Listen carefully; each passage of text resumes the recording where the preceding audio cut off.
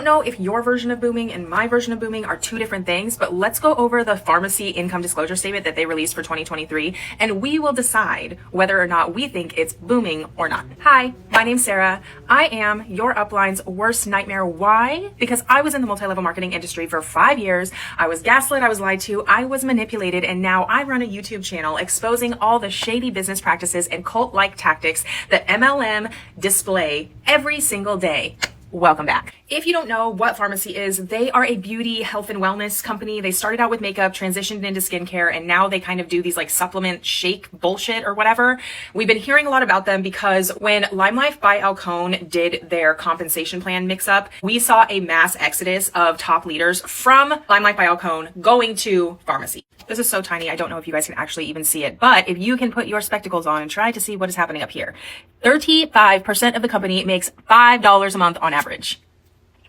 29% of the company makes $24 a month on average. And then 9.6% of the company makes $60 a month on average. But don't you worry, I am not going to leave you guys hanging by just showing you the income disclosure statement. So I did some quick math to try to help us understand more of how they are booming in their businesses. So I added some numbers together, and 93.7% of FARMASI reps are making less than $4,800 a year. I took it a step farther and I looked into the FARMASI compensation plan, and according to their comp plan, you have to have 125 personal volume every single month in order to even access the compensation plan, which means that you either have to purchase 125 points, aka probably around $150, or you have to personally sell $150 worth of their crap in order to stay active, which if we're looking at the numbers, most of those people are probably purchasing that themselves. So if you look at the compensation plan and then you look at the income disclosure statement, you will find that 96% of FARMASI is either A, losing money because they're having to spend it to qualify to get into the compensation plan, or